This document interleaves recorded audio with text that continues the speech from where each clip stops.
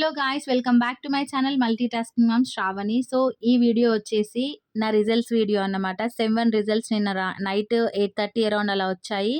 So మీతో share చేసుకోవాలి ప్రతిదీ. ఎందుకంటే నేను ఎలా పాస్ అయ్యాను, ఎన్ని మార్క్స్ వచ్చాయి, ఎంత కష్టపడితే నేను పాస్ అయ్యాను అనేది మీకు చెప్తాను. ఈ బుక్స్ ఇప్పుడు నేను ఎందుకు చూపిస్తున్నానంటే నా ప్రిపరేషన్ మీకు చూపిస్తున్నాను. నేను ఇది పాస్ అవ్వడానికి మీరు అనుకోవచ్చు డిగ్రీ ఫస్ట్ ఇయరే కదా, సెమ్ అని ఓపెన్ డిగ్రీయే కదా అని. కానీ అస్సలు అలా అనుకోవద్దు. ఓపెన్ డిగ్రీ చాలా టఫ్ అండి. ఎందుకంటే నేను పర్సనల్‌గా చూస్తున్నాను, చదువుతున్నాను, ఎగ్జామ్స్ రాశాను కాబట్టి చెప్తున్నాను.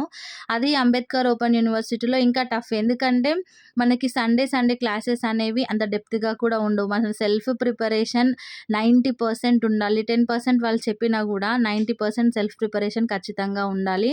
అండ్ ఇవన్నీ నా ప్రిపరేషన్ అప్పుడన్నమాట. నా సెమ్ 1 గురించి నేను ప్రిపేర్ అయ్యాను. ఇది హిస్టరీ అన్నమాట. ఎంత ప్రిపేర్ అయ్యానంటే చాలా కష్టపడ్డాను అప్పుడు. అందరూ అంటారు ఓపెన్ డిగ్రీ కదా ఈజీగా పాస్ అవ్వొచ్చని. కానీ అస్సలు కాదండి. నేను నిజంగా చెప్తున్నాను.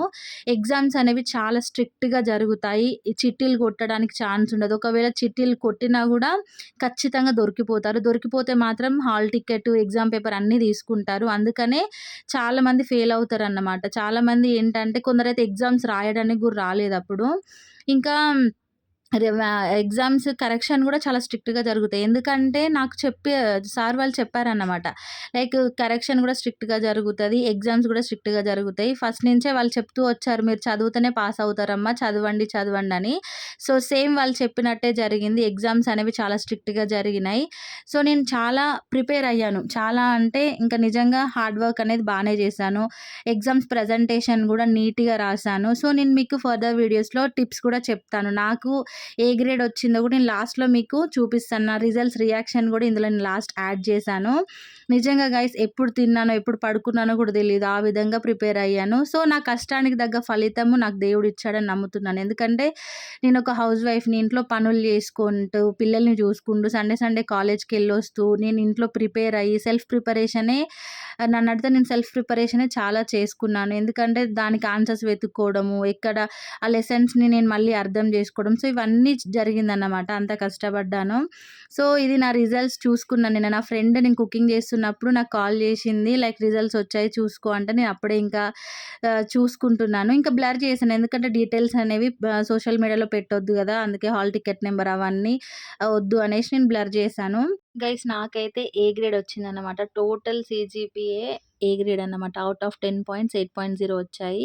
సో సబ్జెక్ట్స్ వైజ్ చూసుకుంటే 2 సబ్జెక్ట్స్‌లో ఏ ప్లస్, 2 సబ్జెక్ట్స్‌లో ఏ గ్రేడ్, ఒక దాంట్లో బి ప్లస్, ఇంకొక దాంట్లో సి. సి అనేది నాకు అసలు నేను అది బాగా రాసాను. కానీ ఎక్కడ మిస్టేక్ అయిందో తెలియట్లేదు. ఓవరాల్ ఓకే, మంచి మార్క్స్ వచ్చాయి. మా మేడం కూడా మంచిగా వచ్చింది. యాక్చువల్లీ రివాల్యుయేషన్ పెడదాం అనుకున్నాను కానీ ఇట్ ఈస్ 2 క్రెడిట్ సబ్జెక్ట్ కాబట్టి ఓకే, అది ఎక్కడ మిస్టేక్ అయిందో తెలీదు. సో ఇంకా అది వదిలేసాను. ఓవరాల్‌గా అయితే నాకు మంచిగా వచ్చినాయి అన్నమాట మెయిన్ సబ్జెక్ట్స్‌లో.